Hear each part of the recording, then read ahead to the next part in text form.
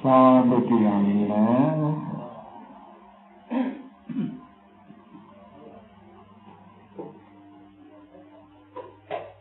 समन्त चक्रवालेषु अत्रागतिषन्तु देवता अब्रह्मं मुनिराजन्स सुनन्तु सद्गमुखदं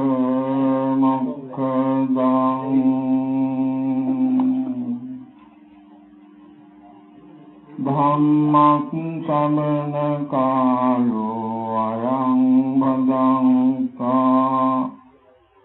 धम्मं श्रवण कालो अयं भदन्ता धम्मं श्रवण कालो अयं भदन्ता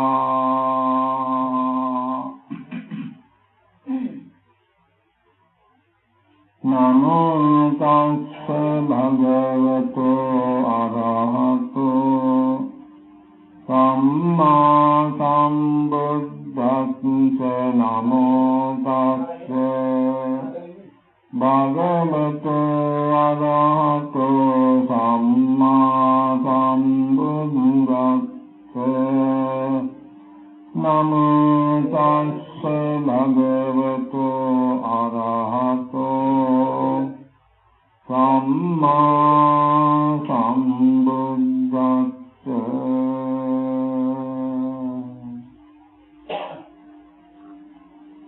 एवं मे सुतं एकं समयं भगवा वेशालियं विहरति महावने कूटागारशालायाम् अथको भगवा सायं समयं पतिसल्लानावुत्थितो येन गिलानशाला तेन उपसङ्कमित्का मन्यन्ते आसने निषीदि निसञ्जको भगवा भिक्खु आमन्तेसि सतो भिक्खवे भिक्खु कालं आगमेय अयं वो अम्हाकं अनुशासन्ति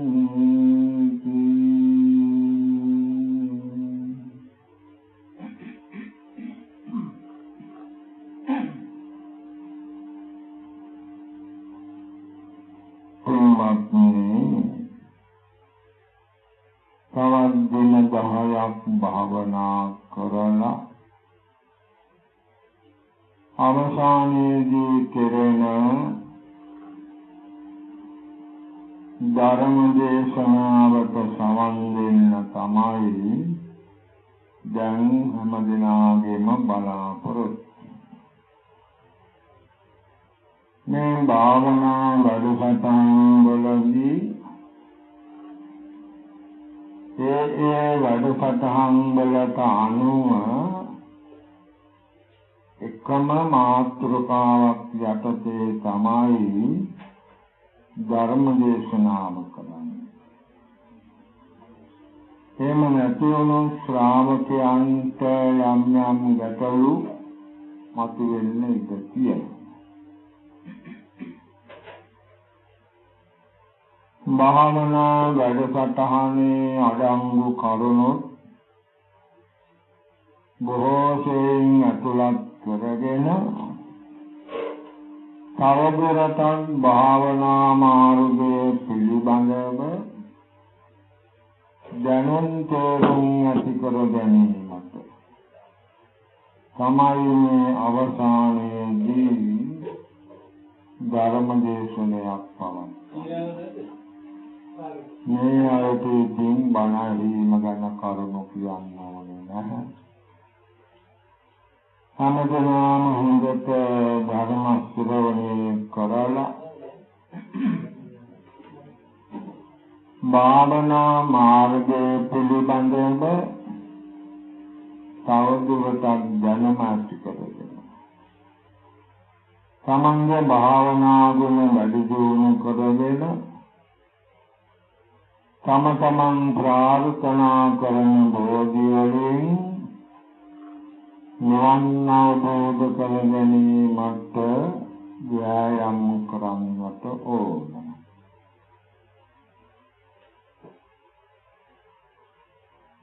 මේ ගිලාන සූත්‍රයේ කියන එකෙන් පුංචි කොටසක් ගත්තේ මාතෘකාව. ඒකං සමයං භගවා වේශාලියං විහෙරති මහා වනේ භූතාගාර ශාලාව. භාග්‍යවතුන් වහන්සේ කලක විශාලා මහනුවර මහ වනයෙහි භූතාගාර ශාලාව කුළු ගෙවල් ශාලාව කියන එකේ වැඩ වාසය.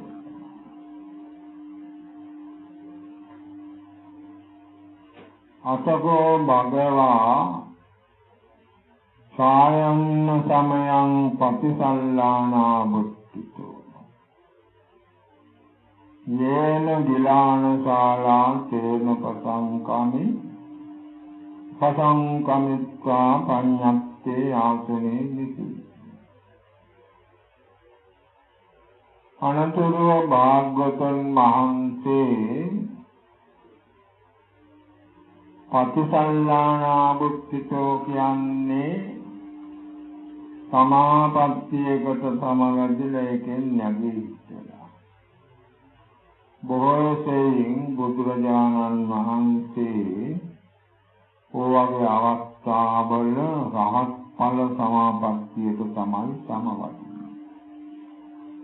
විවේකව ඉන්නේ එහෙම තමයි. ඒ සමාපත්තියෙන් නැගී හිටලා ගිලාන ශාලාව යම් තැනකද එතෙන්ට වැඩලා පනමන ලද අසුනේහි වැඩ සිටියා. ගිලාන ශාලාව අපි ගිලන් වල කියලා කියනවා.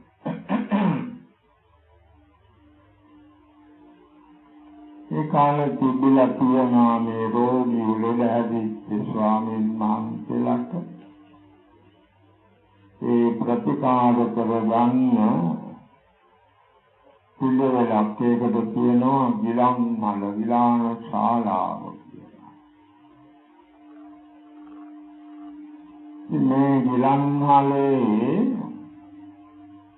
නොයෙක් ආකාර ලෙඩවලට පත් වෙච්ච ස්වාමීන් වහන්සේලා වැඩ ඉන්නවා. භාග්‍යවතුන් වහන්සේ මේ ගිලන් මලේ පනවන ලද ආසනයෙහි වැඩ වුණා. වැඩ ඉඳලා භික්ෂූන්ට ආමන්ත්‍රණය කළා. මේකින් ඔක්කොම රෝගී භික්ෂූන් සමීපයේ නෙමෙයි. බොහෝ සෙයින් නොයෙක් කටුක දුක් වේදනාවලට පත් වෙච්ච ස්වාමීන් වහන්සේ. ඉතින් භික්ෂූන් නමතලා මෙහෙම වදාළා. සතෝ වික්ඛවේ වික්ඛු සම්පජානෝ කාලං ආගමෙය්‍ය අයං වෝ අම්මහාකං අනුශාසනයි. මහණෙනි භික්ෂුව නම් සිහිනුවණින් යුතුව දෙංගක් ඉවසාගෙන කාලේ ගෙවන්න ඕන. මොකද මේව වදාළේ මේ රෝගී භික්ෂුන් වහන්සේලා පිළිකක්. පෙනෙන හැටියට ඔක්කොම නිකන් කටුක දුක් වේදනාවලට පත් වෙච්ච ලෙඩ රෝග හැදිච්ච ස්වාමීන් වහන්සේ.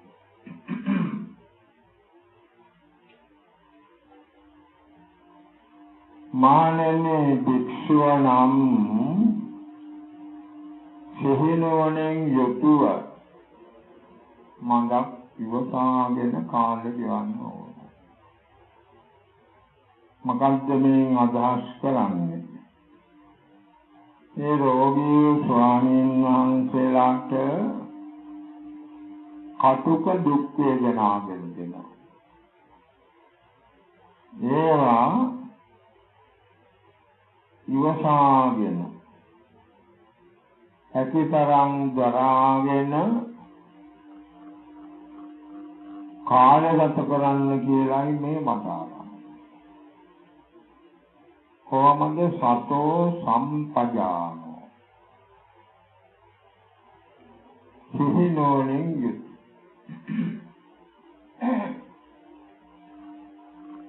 සිහිනුවණින් ඒකත් බුදුරජාණන් වහන්සේ විස්තර කරනවා. ඒවා ඉතින් දිගට කියා දෙන්න වෙලාව ගන්න බැරි වෙයි.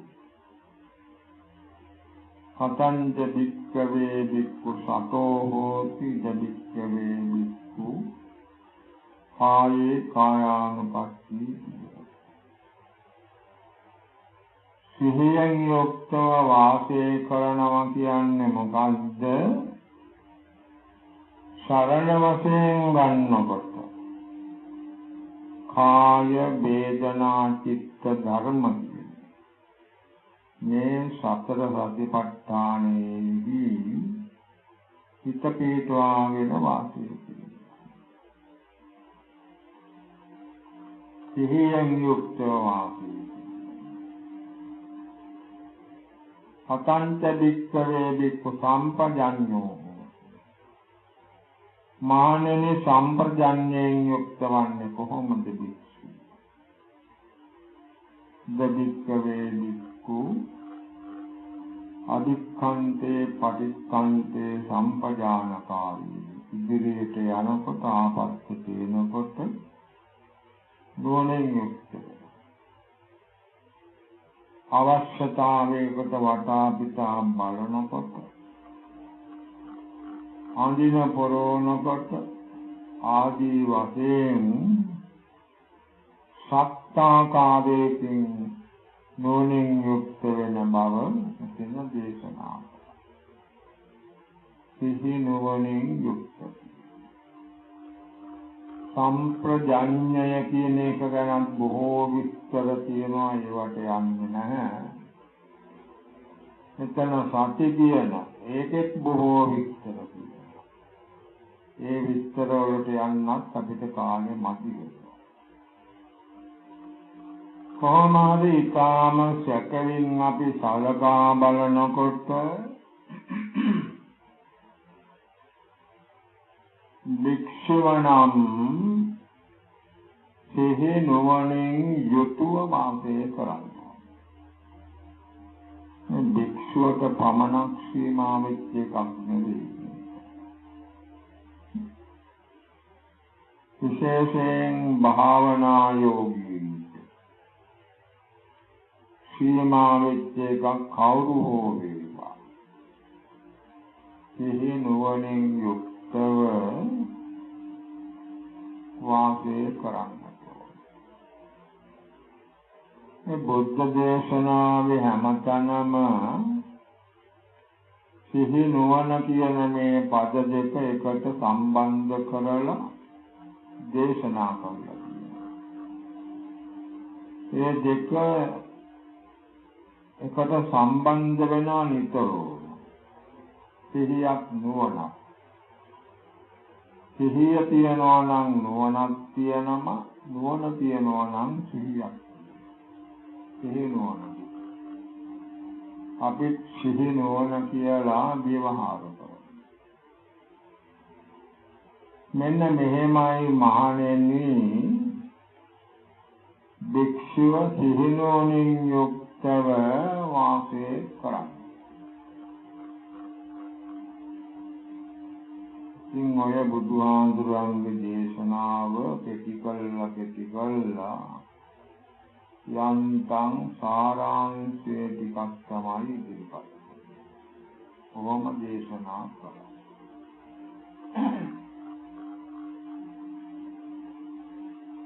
පස්සතේ වික්කවේ එවං සතස්ස සම්පජානස්ස අප්පමත්තස්ස ආතාපිනෝ පහිතත්තස්ස විහෙරතු උප්පජ්ජති සුඛා වේදනා.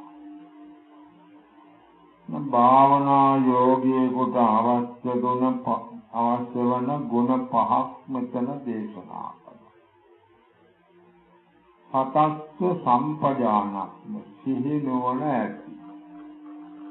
හොඳට සිහි නුවණ තියෙන. අප්පමත්තස්ස අප්‍රමාදීව වාසය කරන. අප්‍රමාද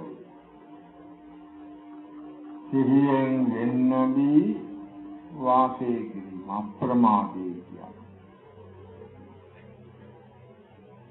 ඒ වගේම වාඩි වෙලා ඉන්නකොට ඇති වෙන කෙලෙස් වාඩි වීමේදීම නැති කර දමන්න. සක්මන් කරනකොට කෙලෙස් ආවනම් සක්මනේදීම නැති කරන්න. හිතගෙන ඉන්නකොට කෙලෙස් ආවනම් හිතගෙන මේක නැති කරලා දාන්න. සැතපීලා ඉන්නකොට කෙලෙස් ආවනම් සැතපීලා ඉන්න ගමන් මේක නැති කරන්න. ඔය විදිහට ඉරියව් හතරේදී ඇති වෙන රාගාදී ක්ලේශ ධර්මයන් ඒ ඉරියව්වේදීම නැති කළා දාන එකට කියනවා අප්‍රමාදී. අප්‍රමාදී. අප්පමත්තස්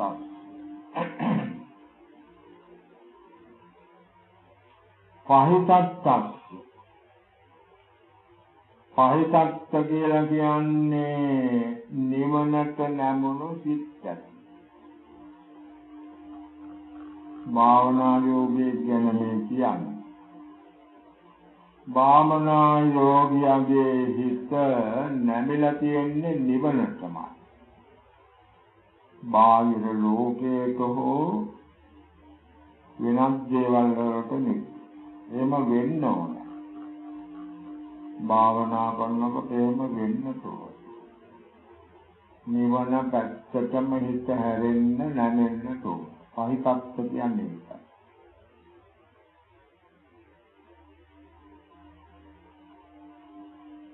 ආතාපිනෝ ආතාපේ කියන වීර්යයෙන් යුක්ත වෙනවා.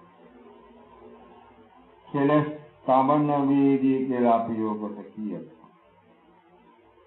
ඒකට අදහස් කරන්නේ නූපන්න කුසල නූපදීමට උපන්න කුසල නැති කිරීමට නූපන් කුසල ඉපදීමට උපන් කුසල වැඩි දියුණු කිරීමට ගන්න වීර්යය.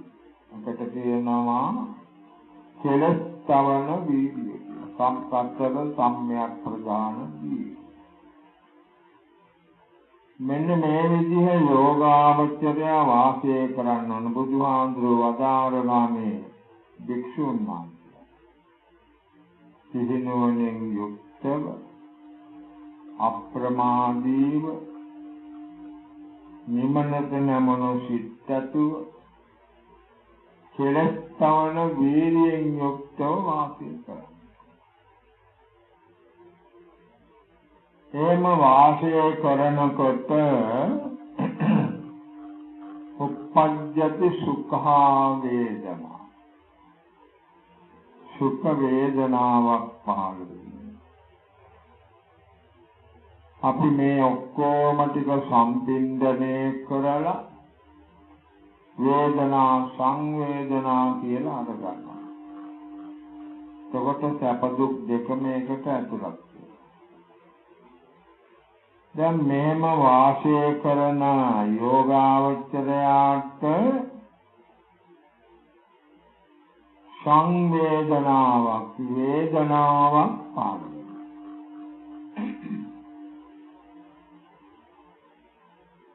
තනම් බුදුහාමුදුරුවෝ කලින්ම වදාළේ සුඛා වේදනා කියලා සුඛ වේදනා.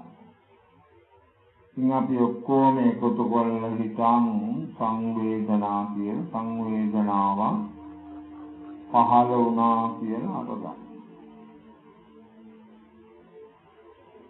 සෝ එවං පජානාති. කොහොම මේ විදිහට නුවණින් දැනගන්නවා. තේරුම් ගන්නවා. මොකද්ද? uppannāko ඥායං සුඛා වේදනා. මට දැන් මොන සංවේදනාවක් පහළ වේදනා පහළ වෙනවා. කොහොමදකින්ද මන්ද කියලා නැහැ. දැන් භාවනා යෝගීන් ගැන බලනකොට නම් ධනිස් දෙකයි. පිටකොන්ද කොඳුයට පෙළි. ඒ කටුක දුක් වේදනා එන තැන් තමයි. සමාධියට පපුවේ හිසේ ඔයයන් වලත් දෙන්න පුළුවන්. සංවේදනා පහළ වෙනවා. වේදනා පහළ වෙනවා. ඉතින් ඔහු තේරුම් ගන්නා වුණ දැන් මට සංවේදනාවක් පහළ වෙනවා. පංචකෝ පටිච්චනෝ අප්පටි. ඒ වේදනාවත් හේතුවක් ඇතුව පහළ වුණා මිසක් අහේතුකව ඇති වුණා නෙවෙයි. හේතුවක් ඇතුව පහළ වුණා. කිං පටිච්ච. කොමක් හේතු කොටගෙනද මේක පහළ වෙන්නේ? ඉමමේව කායං පටිච්ච. මේ කය ඇසුරු කරගෙන අපට වේදනා පහළ වෙන්නේ නිතරම මේ කය ඇසුරු කරගෙන.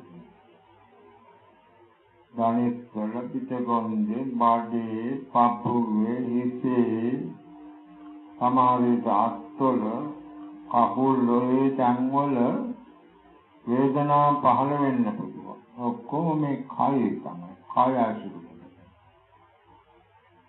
අයම්පිකෝ කායෝ අනිච්ච සංකතෝ පටිච්ච සමුප්පන්න. මේ කයත් මේ අනිත්‍ය එක. සංකත කියන්නේ සංකත ධර්ම හේතුන්ගෙන් හටගත් ධර්ම වලටයි අයිති වෙන්නේ. පටිච්ච සමුප්පන්න හේතුඵල ධර්මයන්ට සම්බන්ධ වෙන එක. මේ කය කියන්නේ. අනිච්ඡං කෝපන සංකතං පටිච්ච සමුප්පන්නං කායං විස්සාය. uppannā වේදනා කුතෝ නිච්චෝ භවිष्यති.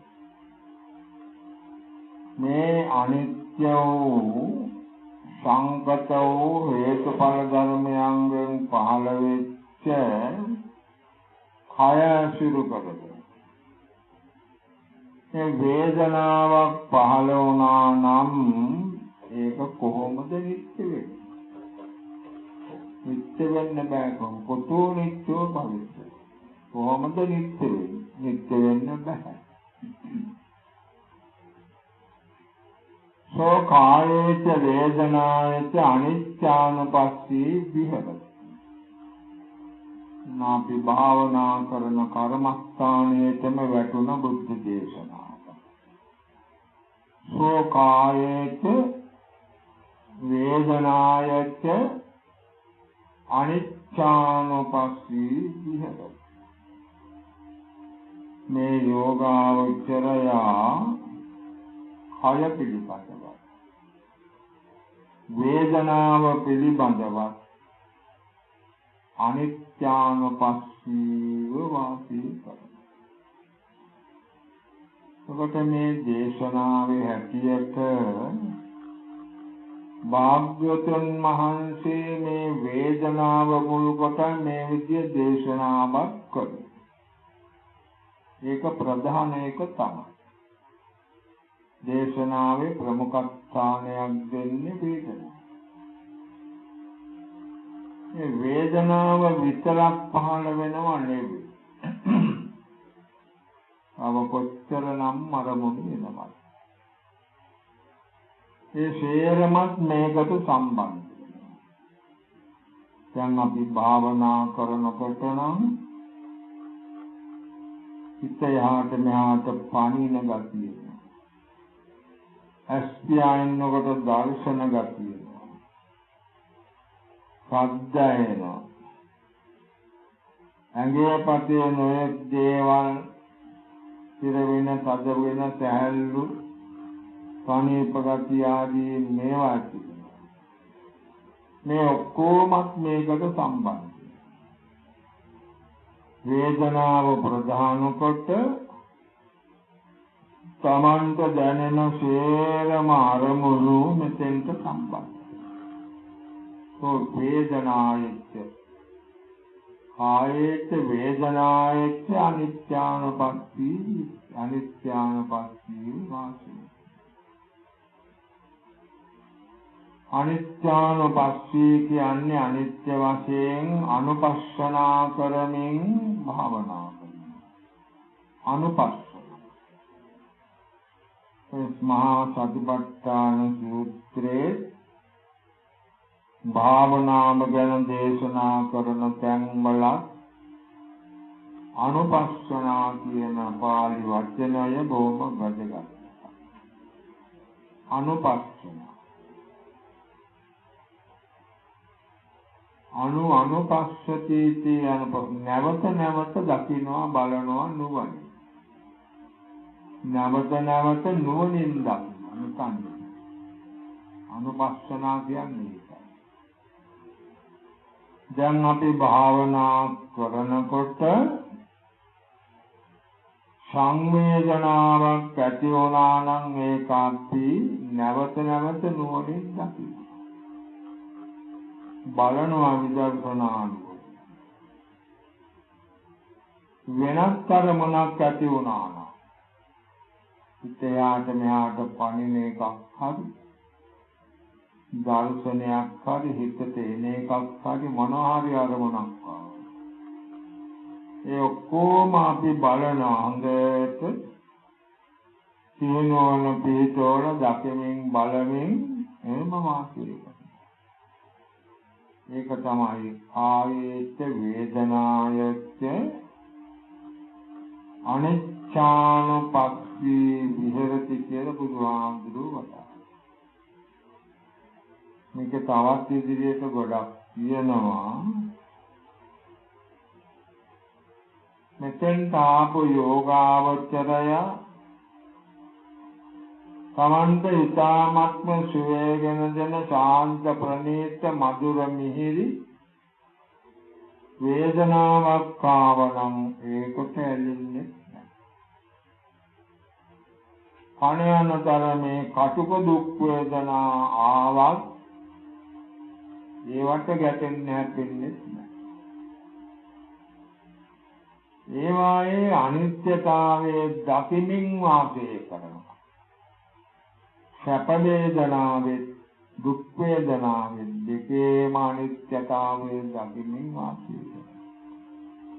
ඊළඟට ඒ දෙක ප්‍රධාන කොට තමන්ට ඉදිරිපත් වෙන සියලු අරමුණු වල අනිත්‍යතාවයේ දකිමින් බලමින් වාසය කරනවා. අනිත්‍යානුපස්සී විහෙරති කියලා වදාළේ. මොකද අනිත්‍ය කියන්නේ ඇති වෙනවා නැති වෙනවා. උපාද වය වන්තතු ඇති වෙනවා නැති වෙනවා. පහළ වෙනවා විනාශයටපත්. අනිත්‍ය කියන්නේ දැන් අපි භාවනා කරනකොට අපි හිතම වේදනාවක්ම දැනුණා කියලා. වේදනාවක් දැනෙනවා කියන්නේ අන්න ඒක පහළ වෙනවා. ඇති වෙනවා. ඒක අපි අනිත්‍ය වශයෙන් මෙනෙහි කරනවා. මෙනෙහි කරගෙන යනකොට ඒක නැති වෙලා. අන්න අභාවයේ තියෙනවා. ඇති වෙනවා නැති වෙනවා. පහළ වෙනම විනාශයටපත් වෙනවා. වේදනාවල ස්වභාවය ඕක තමයි. අපි භාවනා කළත් නොකළත් ඔක්කොම පහළ වෙනවා විනාශයටපත් වෙනවා. ඇති වෙනවා නැති වෙනවා. අනිත්‍යයි කියන්නේ. කාමකාලික බොහෝම සුළු වේලාවක් පවතී. අපට ධනිෂ්ඨක පිටකොන්දක හෝ දුක් වේදනාවක් බොහෝ වේලාවක් පවතින වගේ දැනුණත් ඒවා එක වේදනාවක් නෙමේ වේදනා ප්‍රවාහයක් වේදනා දහරාවක් එකක් නෙමේ මේමයි සිද්ධ ඉතින් ඔය විදිහට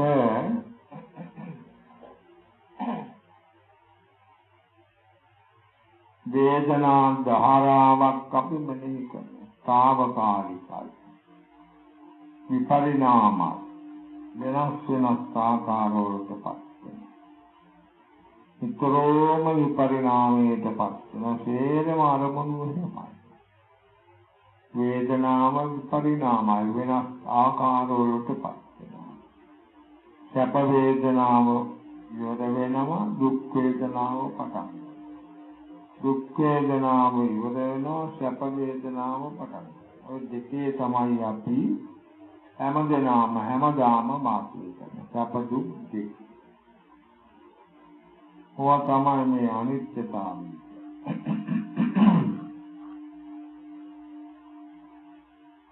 ඉතින් මෙහෙම භාවනා මානසිකාරය අපි පවත්වාගෙන යනවා. කොහොමද බුදුහාමුදුරුවෝ අදාළ හැටියට කායේච්ච වේදනායේච්ච අනිත්‍යානුපස්සී කායත් වේදනාවක් පිළිබඳව අනිත්‍යානුපස්සීව වාසය කරනවා. අපි කරන භාවනාව ඔක තමයි. බුද්ධ දේශනාවට අනිත්‍යානුපස්සීව වාසය වේදනාවට ප්‍රමුඛ ස්ථානයක් දුන්නත් තව බොහෝ අරමුණු අපිට මුණ ගැහෙනවා හමු වෙනවා. ඒ සේරම අරමුණු ඒවත් ඔක්කොම අර විදිහ තමයි. අනිත්‍යයි වෙනස් වෙනස් ආකාරවලටපත් වෙනවා. ඒක තමයි ඒ ස්වභාවය. ඉතින් විදර්ශනා භාවනාවට බැහැලා භාවනා මාර්ගයේ යනකොට මේ අරමුණු වල නොයෙක් ආකාර දැනුම් සම්භාරයක් භාවනා යෝගියාට ඇති. ඒවට කියනවා විදර්ශනා ඥාන කියලා. අපි දවස් 3-4ක් ඒවා කටයුතු කළා දවස් 3ක්. ඒ විදර්ශනා ඥාන අධිෂ්ඨාන කරමින් භාවනා කරනවා. මේව ගැන කිසිදු විස්තරයක් ඒ අවස්ථාවේ කියා දෙන්නේ නැහැ. මොකද ඒක බාධාවට හිතිනවා. ඔය විදර්ශනා ඥාන අටක්.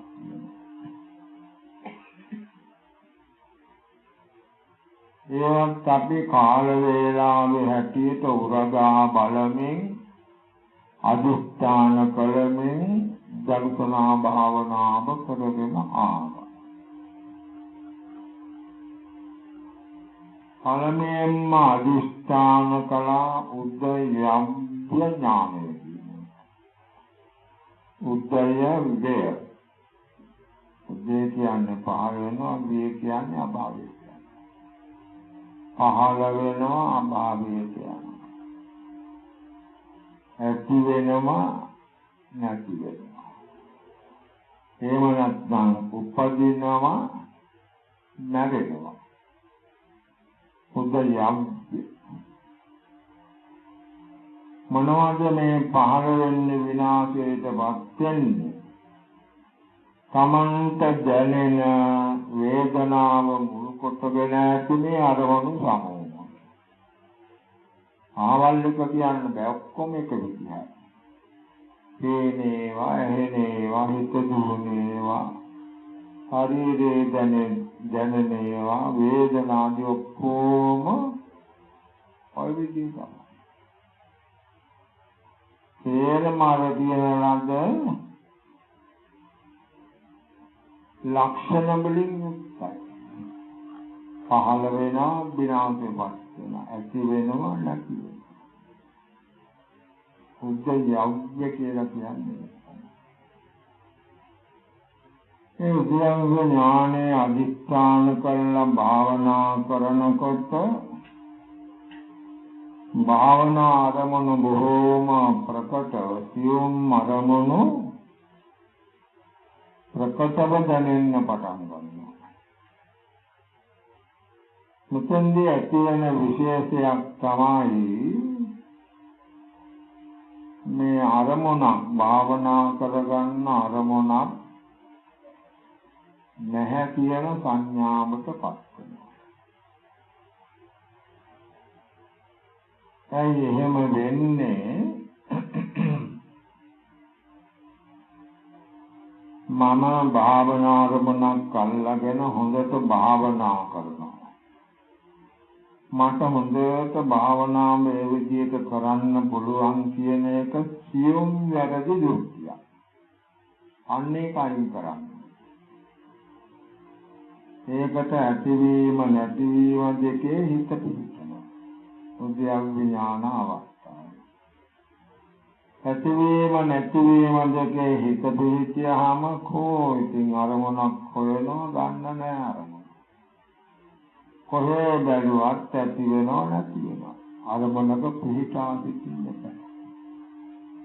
අර අරමුණක පිහිටා සිටිනවා කියලා ගත්ත එක වැරදි සංකල්පනාවක්. ඒක අයින් වෙනවා. අයින් වෙලා හිත සුද්ධ වෙනවා. මොකද්ද? ඒ වගේ අරමුණක අපිට හිත පිහිටවාගෙන ඉන්න බෑ කියන දැනුම ඇති වෙනවා. ඒක ඇති වෙන්නේ නෙමෙයි, ඇතිවීම නැතිවීම දෙකේ හිත පිහිටනවා. එතකොට මොකක්වත් හිත පිහිටවා ගන්න අරමුණක් ස්ථිර පදනමක් වාගේ එකක් නැත්තේ.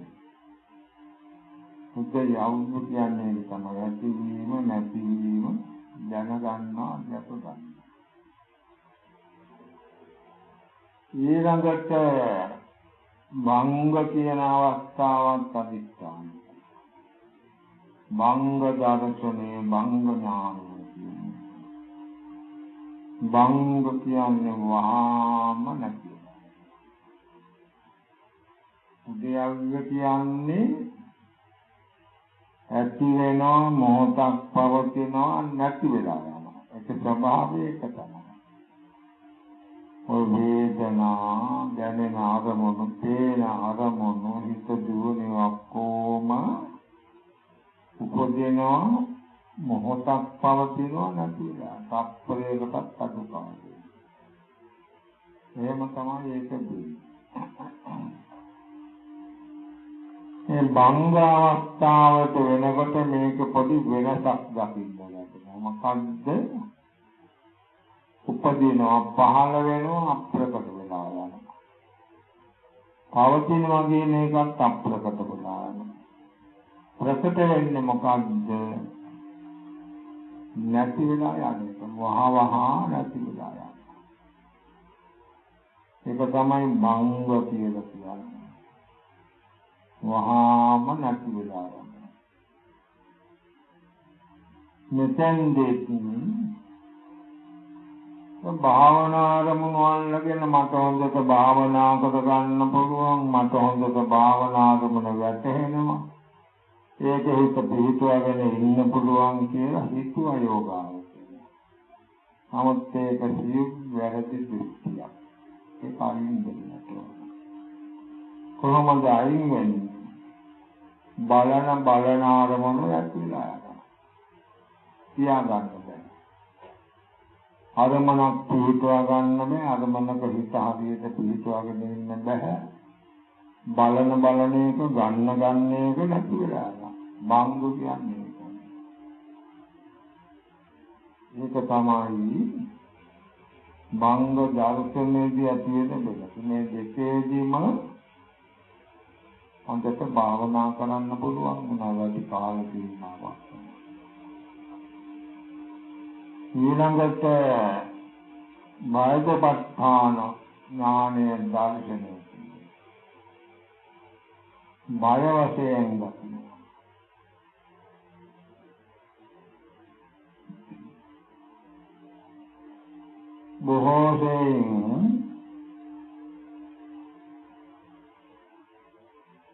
බොහෝ දෙනාගේ මේ අනාගත අපේක්ෂා ඇති වෙනවා. කතාවෙන් බයෙන් උනත් වැටහෙනවා සාමාන්‍ය ජනයාගේ බොහෝම අනාගත අපේක්ෂා. මේ විදිහට කරන්න ඕනේ, මෙහෙම කළා මේ භාගයෙන් සමත් වෙන්න ඕනේ, රැකියාවක් කරන්න ඕනේ. එහෙනම් මේ වගේ අද්දුරක් හදා ගන්න ඕනේ, යාන වාහන මේ වගේ අනාගත හරියට අපේක්ෂා. බොහෝම ඇති වෙනවා අනාගත අපේක්ෂා. මේ බයසපත්තාන කියන අවස්ථාවේදී ඔය අනාගත අපේක්ෂා සේරම නැති වෙලා යනවා. අනාගතය ගැන අපේක්ෂා කරන්නේ නැහැ. අතීතයත් ජීවිලා ගියා. වර්තමානයත් මේ දැන් බලාගෙන දෙද්දි වෙනවා. ඉතින් අනාගතයටත් කොහොම තමයි කියලා අනාගත අපේක්ෂාවන් අත්තර දාන අවස්ථාව. බයසපත්තාන ඥානෙ එතෙන්දිත් භාවනාම කරගෙන යන්න වැඩි අපහසුවක් නැහැ. වැඩි වෙලාවක් වුණත් භාවනාවේ ඉන්න පුළුවන්. පුංචි එළි වගේ ආලෝක ධාරාවන් ඒවත් මතුවලා ඉන්න පුළුවන්. ඔබ්බියම්ගේ බංග බය කියන ඥාන තුනේදීම ඒ වගේවා ඉන්න පුළුවන්. හැබැයි මේ ඥාන තුනේදීම වෙන එක තමයි අරමුණු අප්‍රකට වෙලා ගන්න බැරුව යන.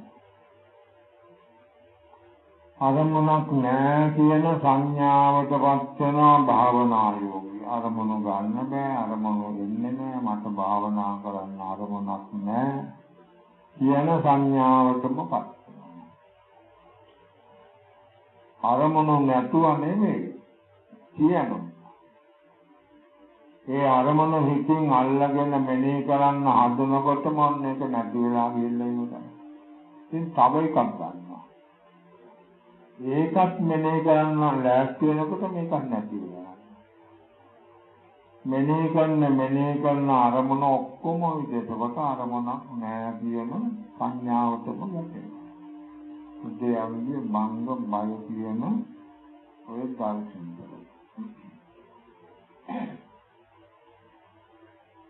ඊළඟට ආදීනව ඥාන ආදීනව දර්ශන.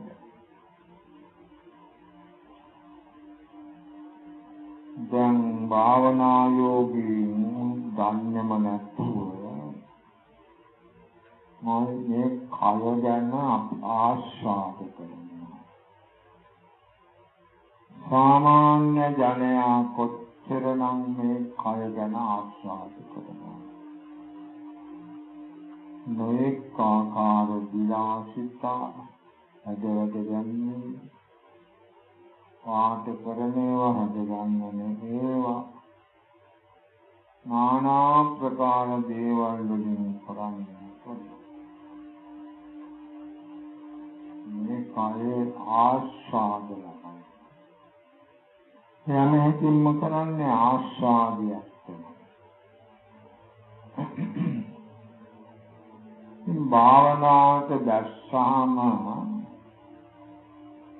ආදීනව ඥානෙ කියන අවස්ථාවට එනකොට මේ ශරීරයේ ජීවිතය කොතනවත් නෑ දකින්න ආස්වාදයක් සුවය. කොහේ බැලුවත් තියෙන්නේ කටුක දුක් වේදනා. මේ අවස්ථාවට එනකොට සයක් විතර උනත් භාවනා කරකට ඉන්න පුළුවන් තැනකට විනාඩි 10ක් 15ක් යනකොට හොඳටම අමාරුයි. සිදුම් කැක්කුම් පෙළවරක්. ඇඟේ පතේ නොයෙක් අමාරුකම් නොරිදෙන තැනක්. වාඩි වෙලා ඉන්නත් බැහැ. ඉරියව්ව නම් කොච්චර මාරු කරනවද දන්නේ මේ අවස්ථාවට ඉන්න බෑ. මොකද මේක නෑ ආස්වාදය. නිරාස්වාද බව ප්‍රකට කරනවා. ඇයි එහෙම වෙන්නේ?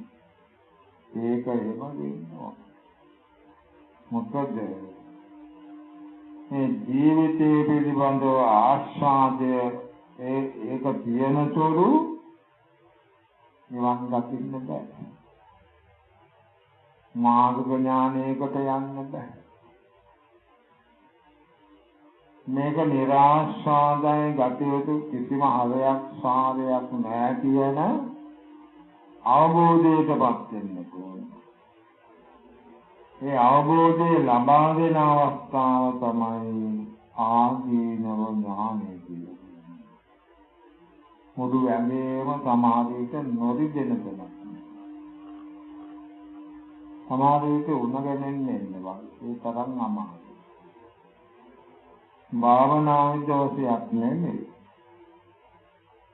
මේ ආදීනව අවස්ථාවට අහම ඒ වගේ තමයි කටුක දුක් වේදනා. හරි අමාරුයි භාවනා කරන්නේ. මොකද මේ ශරීරයේ ජීවිතයේ තියෙන නිරාශාද බව මතු කොල්ල ප්‍රකට කරලා දෙනවා. භාවනාව. ඒක හැමුනේ නැතිනම් ජීවිතේ ගැන ආස්වාදයේ තියෙන තුරු මාර්ග ඥානයකට හැදගැහෙන්නේ නැහැ. හැදගැහෙන්නේ නැහැ. ආස්වාදයක් නැහැ මේක නිරාශාදයයි. සාරයක් පදයක් නැහැ කියන ඥානවන්ත බුද්ධිමත් අදහසට එන්නේ. ඒක තමයි මේ ආදීනව ඥානයේදී සිද්ධ. ඊළඟට නිබ්බිදා කියන්නේ කලකිරීම. දැන් උද්‍යව්‍ය ඥානයේ ඉඳලා එකින් එක පියවරෙන් එනකොට ඒ ලක්ෂණ දැක්කහම ජීවිතය පිළිබඳව කලකිරෙනවා. හොඳටම කලකිරෙනවා. මේ භව ගමන නවත්ත ගන්න බැරි වෙලා තියෙන්නේ කලකිරෙන්නේ නැති. කොච්චර කාලයක් ජීවත් වුණත් කලකිරෙන්නේ නැහැ. ඒ කලකිරෙන්නේ නැති නිසා මේ භව ගමන නවතින්නේ නවතින්න නම් කලකිරෙන්න ඕන ජීවිතේ පිළිබඳ. නුවණෙන් කලකිරීම. තමන්ගේ වස්තු හොලු කඩා විදගත්තාම තම කලකිරෙනවා. ප්‍රිය මනාප කෙනෙක් හදිසියෙ නැති වුණාම කලකිරෙනවා. ඒ වගේ දේවල් නේද? නුවණෙන් කලකිරීම කොහොමද? උද්‍යව්‍ය ඥාණයෙන් ඇතිවීම නැතිවීම දැක්කා. භංග ඥාණයෙන් වහාම නැතිලා යන බව දැක්කා. බාහිරපත් ඥාණයෙන් අනාගත අපේක්ෂාවෙන් අයින් වෙලා ගියා. ඊළඟට ආදීනෝ ඥාණයෙන් මේ කිසිම ආස්වාදයක් සත්‍යයක් නැති බව තේරුම් ගන්න. ඔන්න දැන් කලකිරෙනවා. ඕක නැති හින්දා තමයි මේ සත්‍යය භවයේ කලකිරෙන්නේ නැතු දිගටම යනවා. මොනවාමවත් කලකිරෙන්නේ නැහැ. සාමාන්‍ය ජනයා බණ භාවනාවක් නැති අයට කලකිරීමක් නැහැ. අපූර්වට සතුටෙන් ඉන්න.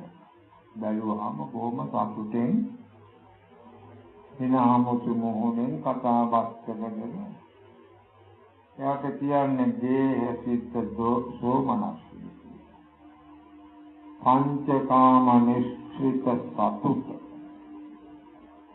ඒක භෞතික වැඩෙන එකක්.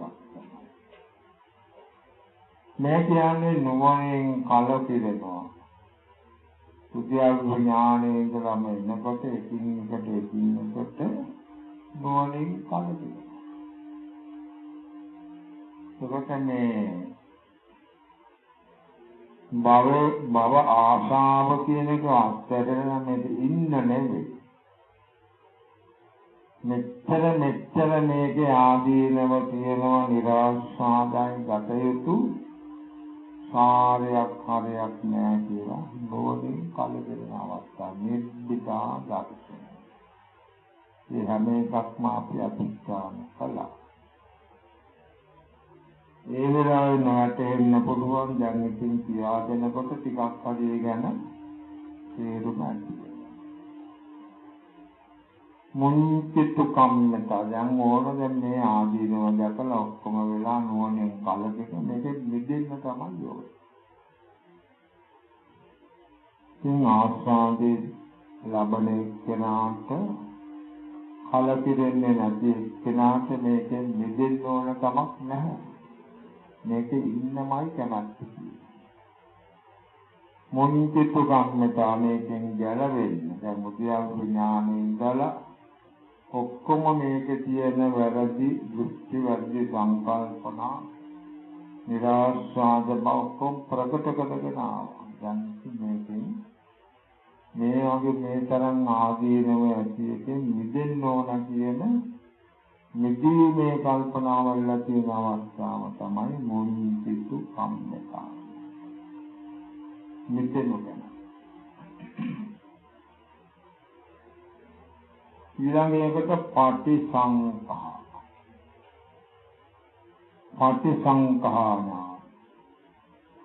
පටිසංඛා කියන්නේ නැවත නැවතත් අනිත්‍ය ආදී වශයෙන් භාවනා කරන්න ඕන. මොකටද මේකෙන් මිදෙන්නේ? යෝගාවචරය කල්පනා කරනවා මේකෙන් මිදෙන්න නම් වෙන විදියකින් බෑ. ඕමයි. නැවත මේක අනිත්‍ය ආදී වශයෙන් මෙනෙහි කරන්න භාවනා කරන්න. මිදීමට උපායයක තමයි. නැවත අනිත්‍ය ආදී වශයෙන් මෙනෙහි කරන්න. පටිසංඛා කියන්නේ නැවත මෙනෙහි කරන්න. අනිත්‍ය මේ ආදීනම ඥානය ඊළඟට නිබ්බිදා ඥානය මුනිසිතු කම්මතා ඥානය පටිසංඛා ඥානය හතරයි. මේ හතරම බොහෝම කටුකයි. ඒවා එහෙම වෙන්න ඕනේ නමුත් අර භාවනා යෝගියට තිබෙච්ච භාවනා කරන තිබෙච්ච ආස්වාද අරමුණේ ඔක්කොම දැන් ඔය මේ අවස්ථාවට එනකොට ආදීනව නිබ්බිදා මුන්තික කම්මතා පටිසංඛා මේ ඥාන හතරට එනකොට ආදීම කටුකයි වගේ භාවනාව කටුක දුක්ඛය සමාධියට මේ අටකටු අවශ්‍ය පවසියුම් කටුක දුක්ඛය කරනවා. මතුවෙන්න පුළුවන් භාවනා කරනකොට ටික වෙලාවක්. ඔය ඥාන හතරෙන්ම කරන්නේ දුකු වැදගත් දෙයක්. අපි අද විතරක් නෙවෙයි මේ මුළු සංසාරෙම මේකට බැඳිලා ආස්වාද ලබමින් මේකෙන් නිදීම කරත්තක් මොනවත් නැහැ, කඩපිරීමකුත් නැහැ. මෙදෙන්න කියලා උපාය දෙවියෙකුත් මොකක්වත් අපි කරලා නැහැ. ඒම කරලා නැහැ. දැන් මේ භාවනාවට බහලා තමයි මේක කරන්නේ. මේකේ ආදීනව දැකලා නුවණින් කලකිරීලා මෙදෙන්න ඕනකම ඇති වෙලා නිදීමේ උපායක් වශයෙන් නැවතත් අනිත්‍ය ආදී වශයෙන් මෙනෙහි කරනවා. ඉතින් භාවනාවේ ආස්වාදයේ අඩු අවස්ථාවක් තමයි. ආස්වාදයේ අඩු වැඩි වෙලා භාවනා කරන්නත් අමා මට්ටමට එනවා මේ ඥාන හතරයි. විනාඩි 15ක් 20ක් යනකොටත් හරි අමාරුයි. භාවනා වැරද්දක් නෙවෙයි. මේ ජීවිතයේ තියෙන ආදීනවේ මතුකොල්ලා තියෙනවා. ඔය ආදීනවේ නොදකින්න තෙක් බෑ නිවන් දකින්න. මාර්ග ඥානයක් පාල කරගන්න බෑ. ඒක පාල කිරීමට ඔය තියෙන වැරදි දෘෂ්ටි, සියුම් වැරදි දෘෂ්ටි, වැරදි සංකල්පනා හේරම ඉතින් අයින් වෙලා හිත පවිත්‍ර වෙනවා. ඒක තමයි ඔය ඥාන පරම්පරාවෙන් කරන්නේ. භාවනා යෝගියාගේ හිත සුද්ධ පවිත්‍ර කර හොඳට පිරිසිදු කර අරගෙන යනවා මාර්ග ඥානයක් කරා. යන ගමන තමයි ඔය. මුතියන සියලුම දොස්, හිතේ තියෙන දොස්, වැරදි සංකල්පන, වැරදි දෘෂ්ටි ඔක්කොම අයින් කර ඉදිරියට යනවා. යාම තමයි උපේක්ෂා ඥානයට වැටෙන්නේ. දැන් මොකුත් නැහැ. අමාරුකුත් නැහැ. අමාරු නැහැ කියන්නත් බෑ. මොනවත් වෙනසක් නැහැ. මේ කෙලස් ඇති වෙන්නේ. හිත හොඳට මදහත් භවයේ පිහිටාදී. අන්තබලට යන්නේ. ඔය දේශනාවේ තියෙන්නේ බුදුහාමුදුරුවෝ හදලා තිබ්බනේ ඔය ධර්මතා තමයි. ඔහොම වෙන්න ඕන. මේ අන්ත දෙකට ගියාම යමක් අවබෝධ කරගන්න බෑ. අරමුණ පිළිබඳව ඇලීමක්, අරමුණ පිළිබඳව ගැටීම හැපීමක් මෙතන අන්ත දෙකක් තමයි. කාම සුඛල්ලිකාන අත්තිලමතාන කියන දෙකම තමයි. ඒ අන්තවලට ගියාම සත්‍ය වැටෙන්නේ නැහැ. අන්තයකට යන්නේ නැතුව පරාදියක් මෙන් හිත සමබරව තබන්න. අනේම සමතාවයකට එන අවස්ථාව තමයි සංස්කාර උපේක්ෂා නාම. අපරල පොළේකට නෙළුම් පොළේකට වතුර වැටුණත් ඒක රැඳෙන්නේ නැහැ. ඒ කොළවල තියෙන නොරැඳෙන ශක්තිය. ඒ නිසා වතුර හීරිලා යනවා. හීරිලා පිටට වැටෙනවා රැඳෙන්නේ. මේ සංස්කාර උපේක්ෂා ඥාන අවස්ථාවට ආවහම මනමාරමණක් ජනවත් ඇලෙන්නේ නැහැ, ගැටෙන්නේ ආශාවක් කරන්න යන්නේ නැහැ, තරහක් ඇති කරගන්න යන්නේ හොඳට සමබරව නොනොතෙන්ට එනකම් බෑ කෙනෙකුට යමක් අවබෝධ කරගන්න. කොහොමද දැන් උපේක්ෂාවට එන්න අර අනෙක් ඥාන හත උපකාරී වෙනවා. ටික ගිහිල්ලා ඒ වැරදි අඩු කරගෙන ඇවිල්ලා තමයි උපේක්ෂාව නම් දෙක පාඩයකට යනවා නෙමෙයි. අර විදිහට මේ ඥාන වලින් කියන වැඩි සංකල්පනා අයින් කර ඇවිල්ලා අන්තිමට සංස්කාර උපේක්ෂා ඥානයට එතකොට හිත හොඳට සමබරතාවය, වීර්ය සමතාවය පිටලා ඉන්නවා. යමක් අවබෝධ කර ගැනීමට හොඳ මට්ටමකට අන්තවලට යන්නේ. තමයි මේ විදර්ශනාවේ අටවෙනි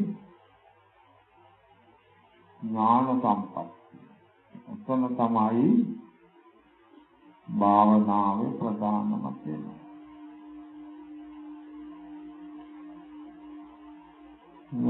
ආර්ය ශ්‍රාවකයෝ නම් දැන් සෝවාන් වෙච්ච පුද්ගලයෙක් නම් විදර්ශනා භාවනාව පටන් ගන්න උදයම් ඥානය කරා.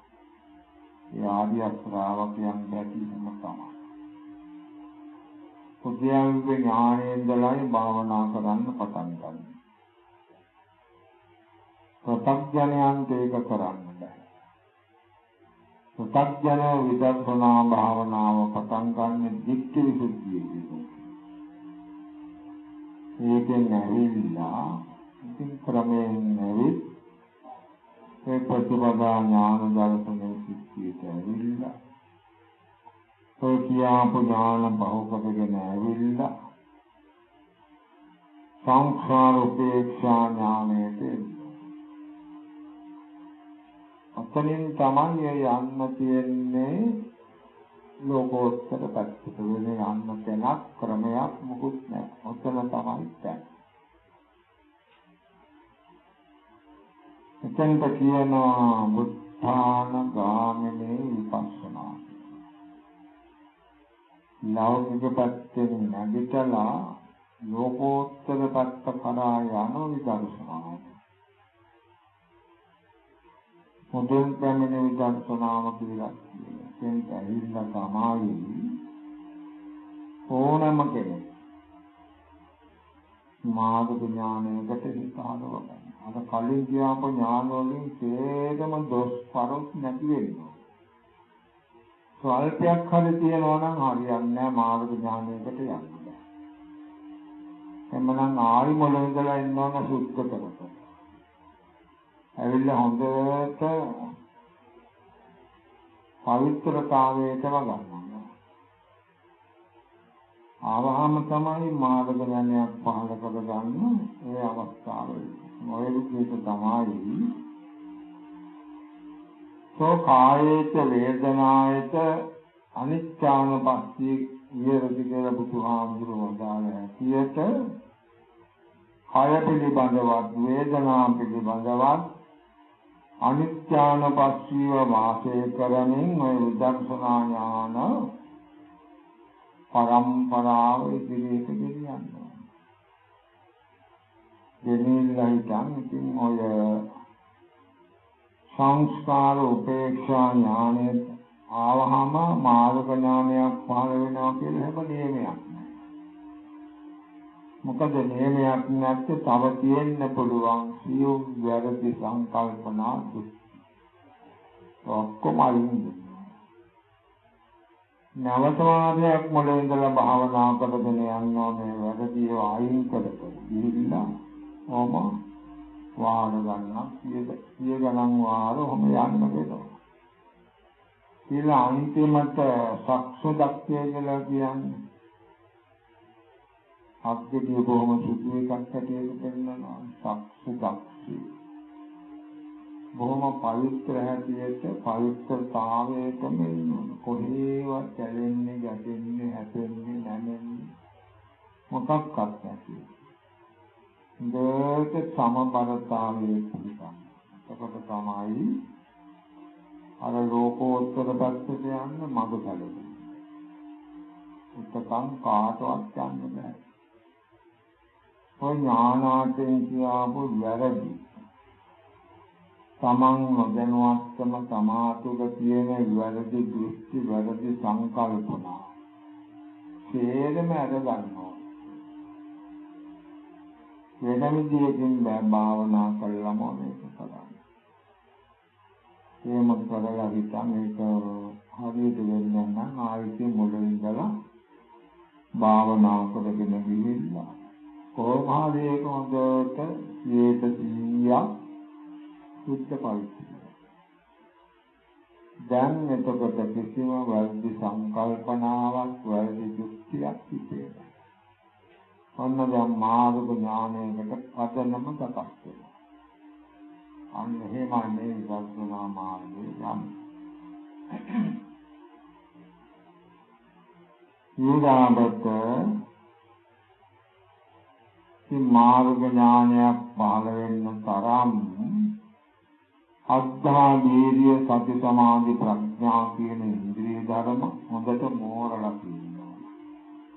සත්‍විස් බෝධිපාක්ෂික ධර්ම සම්පූර්ණ වෙනවා.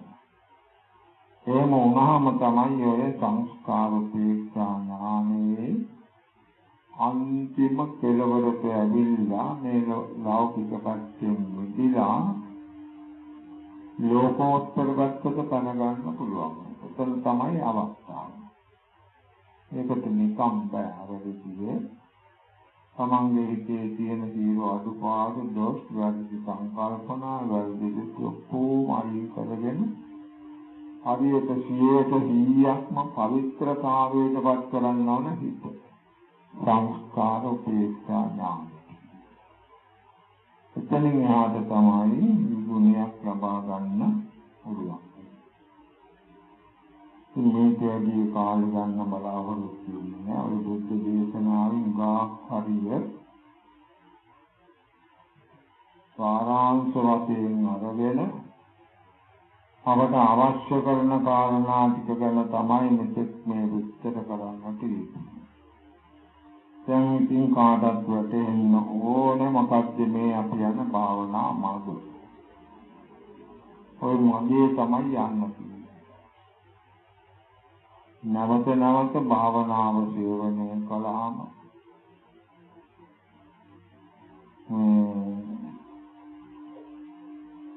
අපිට යන්න පුළුවන්. මේ භාවනාවට දිශාන්තර හිටපු කාට උනත් ඔය මගේ යන්න පුළුවන් වෙන උත්සාහවන්ත වුණා. කොන්නම් ඉතින් වඩතටාන් නැති වෙලාවට ඇවිල්ලා මෙහෙත් ටිකක් භාවනා කරන්න පුළුවන් කැමතිද? කොහොමාරි මේ වැඩසටහනට හිතපු කාට වුණා මේ මග යන්න පුළුවන් නැවත නැවත භාවනා කරමින් මේ මාර්ගයේ ගමන් කරලා ඔය කියාපු තැනට යන්න කටයුතු කරන්න පුළුවන්. එහෙම තමයි මේ මඟ යන්නේ. මේ දෙවියන් කාලේ යන්න බලාපොරොත්තු වෙන්නේ නැහැ. ධර්ම ශ්‍රවණය කිරීම ආදී වශයෙන් අපි සිද්ධ කළ උදාර කුසල බලයේ හේතුකගෙන අප හැම දිනාටම තුන් අමා මහ නිවන් දකින්නට හේතු ආසනා වේවා කියලා ප්‍රාර්ථනා කරමි. ඉතින් අද මේ අවසාන දවසේ දවස් 10ක් මුළුල්ලේ භාවනා කරලා මේ වටිනකම කොච්චරද කියන්න බෑ. ඔය කියාපු නිවන් මාර්ගයේ තමයි ගමන් කරන්නේ. භාවනා කරලා භාවනා පිළිබඳව කරුණෝට මුකම් දීලා මේ කාකාරයෙන් අනන්ත අප්‍රමාණ කුසල ධර්මයන් රැස් කරගන්නවා. මේ අවස්ථාවේ පැයක් පමණ ඒකටත් වැඩි තරම් කාලයක් අපේ මේ භාවනා මාර්ගයේ පිළිබඳව ධර්ම ශ්‍රවණය කිරීමේ වටිනා කුසල ධර්මයක්